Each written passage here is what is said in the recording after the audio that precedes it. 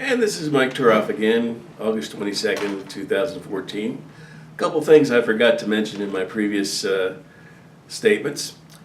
Back in 1991, or excuse me, even before that, back in the late 80s, I took my instructor examiner exam and saw that there were a lot of things that were in the guidebook that Dan Poynter had written that needed to be updated.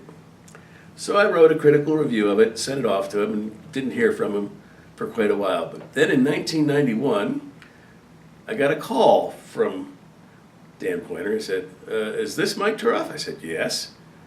He said, this is Dan Poynter. I said, hi Dan, how you doing? He said, fine. Look, you sent me a critique of my instructor examiner guidebook a couple years ago, right? I said, yes.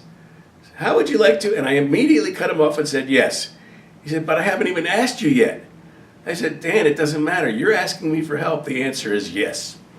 So I got involved in rewriting the instructor examiner guidebook and the instructor examiner exam at the time for the U.S. Parachute Association, which, when we finished it, was immediately accepted and became a staple of Dan's book catalogs, and of course the USPA IE exam.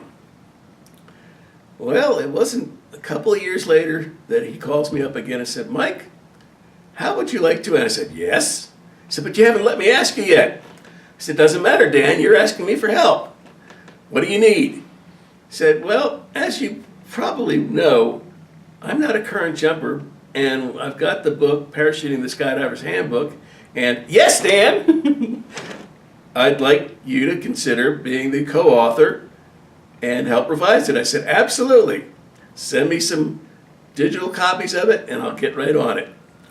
And I think that was the 6th edition, and we've revised it several times over the years. There are now 85,000 of these books in print.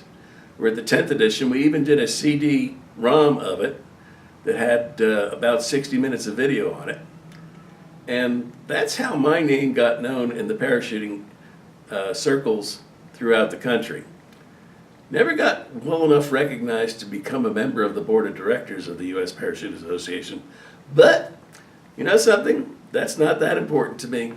The idea is that I have helped convey good educational information to the people who want to be involved in skydiving, and that's how I get recognized. And here's one of the oddest things that I can report on. There was a fellow of the identical name that went to a skydiving center and registered for a first jump. And the drop zone looked at him and said, excuse me, first jump? He said, yeah, I want to make a first jump. He said, but aren't you Mike Turoff? He said, yes. He said, isn't that your book? I said, no, that's another Mike Turoff. So you never know who's going to recognize you, where they're going to recognize you, but it's just one of those funny things that happens in life where your name may not be well known, but sometimes it does get recognized, even if it's not the right person attached to that name. And he made a couple of jumps, and we've communicated by email a couple of times. But it's just one of those funny things that people will look me up online and see what I've done in the skydiving circles and recognize that I've made a valuable contribution to the sport.